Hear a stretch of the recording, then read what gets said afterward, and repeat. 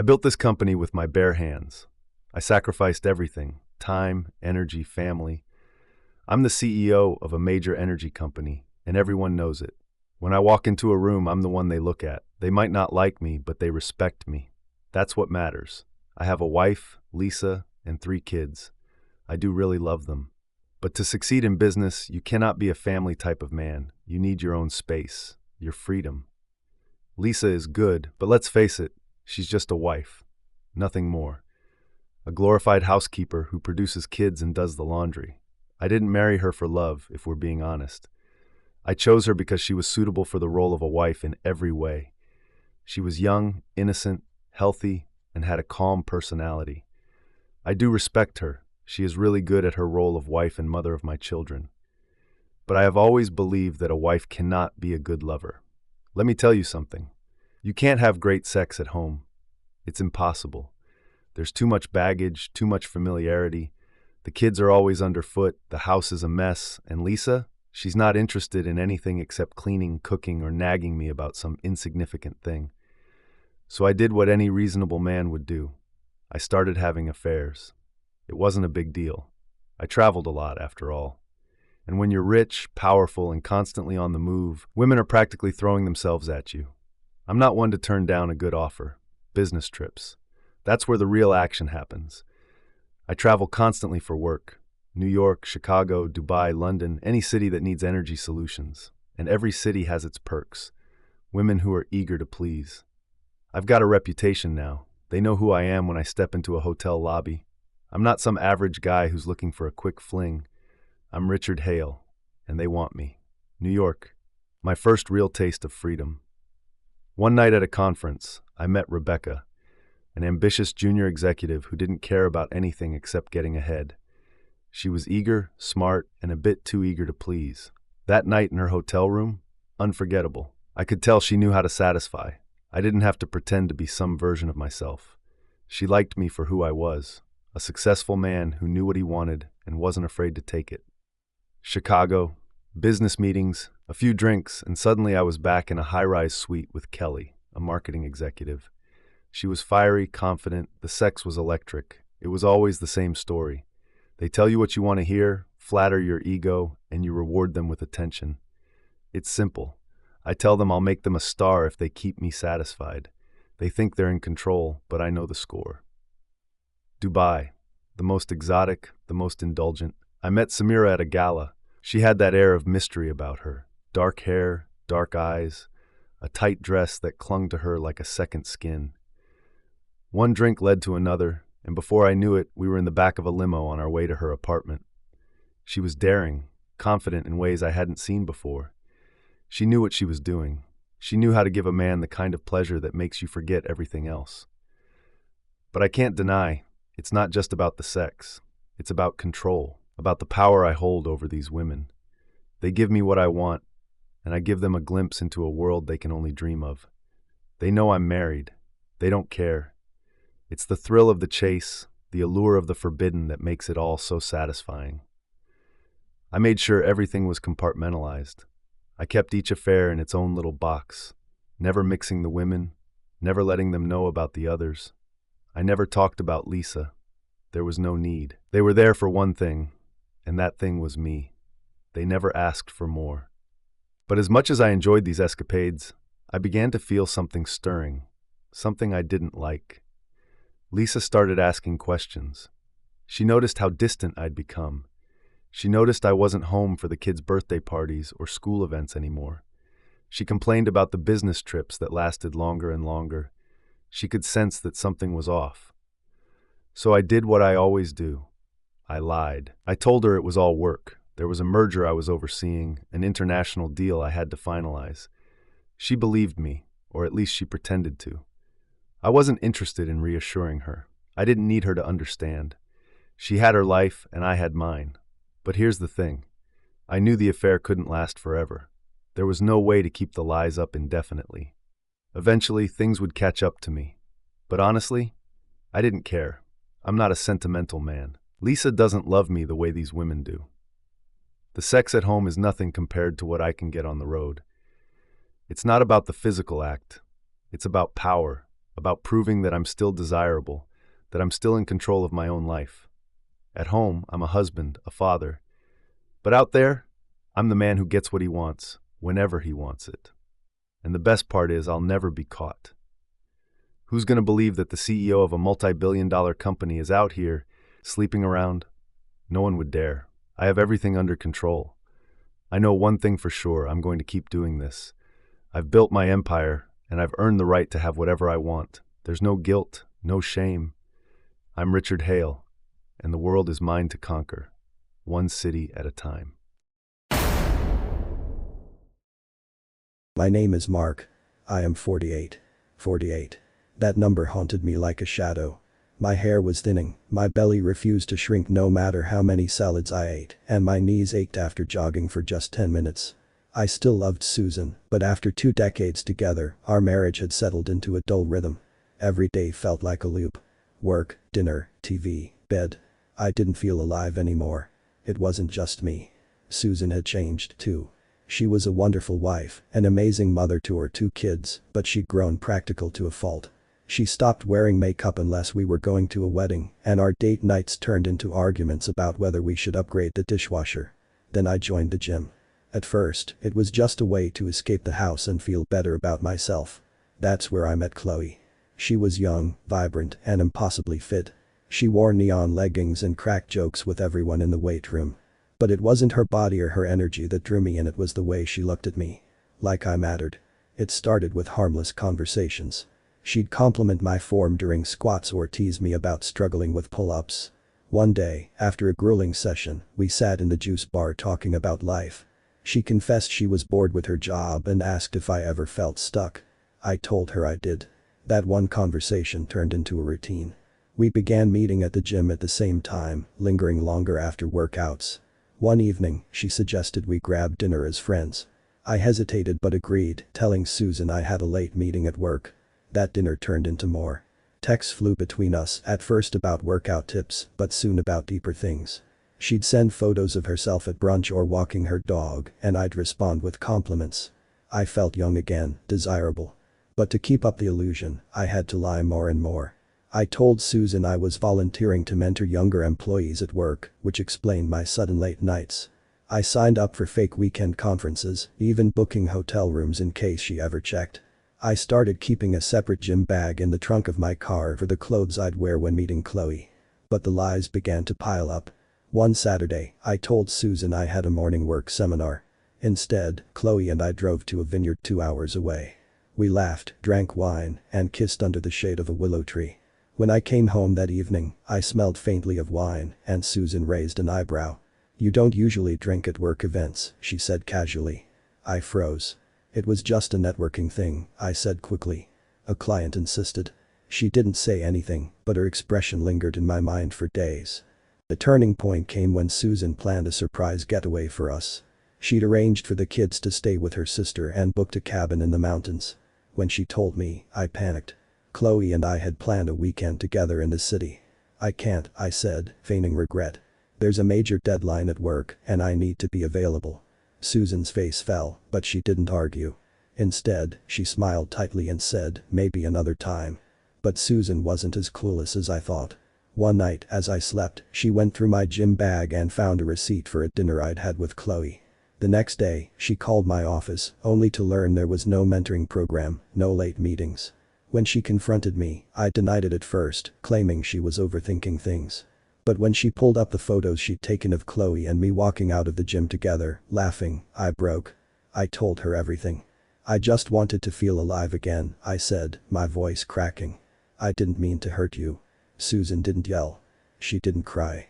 She just looked at me with an exhaustion that cut deeper than any words. "Do you want this family or not?" she asked. I told her I did, and I meant it. I ended things with Chloe that night. She didn't take it well, accusing me of being a coward, but I didn't care. I'd nearly destroyed my family for a fantasy. Susan agreed to give me another chance, but it wasn't easy. We went to counseling, and every day felt like walking a tightrope. She didn't trust me anymore, and I couldn't blame her. There were nights she'd stay up, staring at me as if searching for the man she'd married. I know I'll never fully erase the damage I've done. But I'm trying. For Susan, for the kids, for the life we've built. I nearly lost it all for a fleeting escape, and I'll spend the rest of my life making sure I never take it for granted again. Hi, my name is John. 15 years of marriage sounds like an achievement, doesn't it? To outsiders, Sarah and I were a success story. A comfortable home, two kids who excelled at everything, and careers that kept us busy but stable. Yet every time I came home, the house felt colder, quieter, like it had lost its soul. We weren't fighting or unhappy, we just existed. Sarah was always busy. If she wasn't taking conference calls late into the night, she was shuttling the kids to their endless activities. When we did have time together, we talked logistics, homework schedules, grocery lists, bills.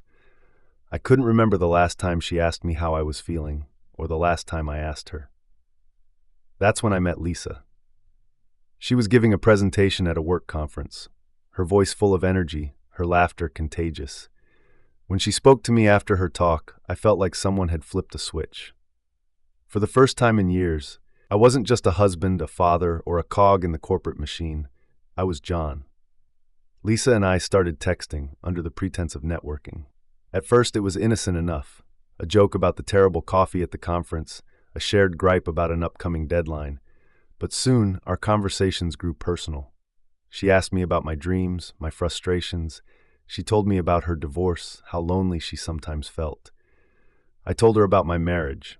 Not all of it, just the parts where I felt unseen, neglected. The first lie was small. I'm heading out for drinks with the team, I told Sarah one Friday night. Instead, I met Lisa at a bar downtown. We talked for hours, her hand brushing mine as she laughed. The second lie came easier, a weekend work retreat that didn't exist. I spent those 2 days in a cozy bed and breakfast with Lisa, ignoring the buzzing of my phone. To maintain the facade, I became meticulous.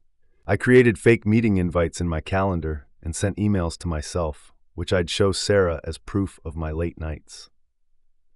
I bought souvenirs during legitimate business trips and kept them in my bag, ready to hand to the kids if they asked where I'd been. I even started keeping a second phone, hidden in the glove compartment of my car for my conversations with Lisa. But Sarah wasn't oblivious. She noticed when I began dressing better, started going to the gym again. She commented on how often I seemed to smile at my phone. One night, as I was leaving for yet another work dinner, she stopped me at the door. "John," she said, her voice quiet but steady, "are you happy?" The question threw me. I stammered something about stress at work, but she didn't press further. Instead, she began observing me more closely. Subtle things like checking my pockets when she did the laundry or glancing at my phone when I left it unattended. Then came the dinner party. Sarah had organized it for my birthday, inviting a few close friends and colleagues. To my horror, she'd also invited Lisa, thinking she was just another coworker. Throughout the evening, Sarah's eyes darted between us, her smile forced. She caught the way Lisa laughed a little too loudly at my jokes, the way I avoided meeting either of their eyes. A week later, Sarah confronted me with photos from a private investigator. Lisa and me walking hand in hand, her head resting on my shoulder. The air left the room. "Why?" she asked, her voice breaking. "Why wasn't I enough?" I tried to explain, to justify my actions, but every word sounded hollow. I said I hadn't meant for it to happen, that it was just a mistake. But Sarah didn't want to hear excuses. She moved out within days, taking the kids with her. I came home one evening to find the house half empty, her wedding ring sitting on the kitchen counter. Lisa offered to be there for me, but I realized too late that the thrill was gone. Without the secrecy, without the life I'd left behind, there was nothing to keep us together. Now I sit alone in this empty house, scrolling through old photos of birthday parties and family vacations. I thought I was chasing excitement, but all I found was the echo of what I'd lost. And the worst part? I have no one to blame but myself. Hello, I am David. Success has always been my currency.